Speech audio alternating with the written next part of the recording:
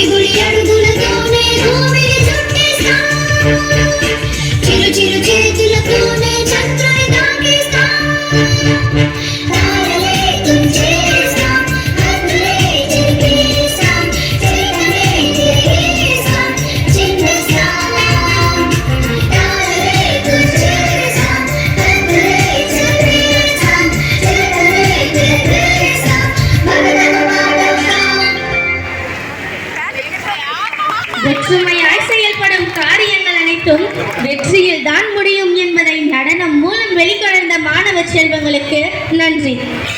wow, that